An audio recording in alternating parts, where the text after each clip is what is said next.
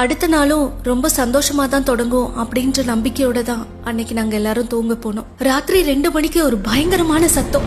என்னன்னு எழுந்து கண்ணு திறந்து பார்க்கும்போது எங்க வீடை சுத்தி தண்ணி சூழ்ந்திருந்தது. திரும்பி என் குடும்பத்தை பார்க்கும்போது யாருமே இல்ல.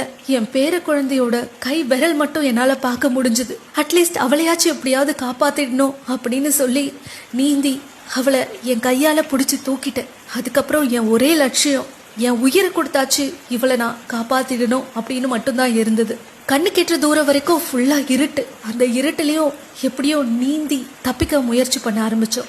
நாங்க போயிட்டு இருக்கும்போது ஒரு 2 மாடி கட்டிடம் இடிஞ்சு தரமட்டமா உள்ள போய்கிட்டு இருக்கு. நாங்க தப்பிச்சு ஓடி ஒரு காட்டுக்குள்ள போயிட்டோம். காட்டுக்குள்ள கொஞ்சம் தூரம் ஓடினதுக்கு அப்புறம் பார்த்தா எங்களுக்கு எதிரில 3 காட்டு யானை, அதுவும் ஒரு கொம்பன் யானை எங்க கிட்ட நெருங்கி வந்தது. நாங்க ஒரு பெரிய துயர்ல இருந்து ஓடி வந்திருக்கோம். தயவு செஞ்சு எங்களை எதுவும் பண்ணிடாத, என் குழந்தை எனக்கு காப்பாத்தியே ஆகணும் அப்படின்னு அது முன்னாடி கதறணும்.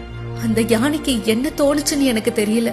அது கண்ணீர் விட தொடங்குச்சு. அதுக்கப்புறமா ஓடுறதுக்கு சக்தி இல்லாம நாங்க அங்கேயே மயங்கிட்டோம். காலையில சூரிய வெளிச்சம் வரும்போதுதான் நாங்க கண்ணை திறந்து பாக்குறோம்.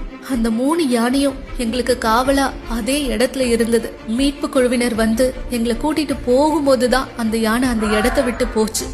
இயற்கையே கண்ணீர் விட்ட நாள் தான் நிச்சயமா அது. Stand with Wayanad.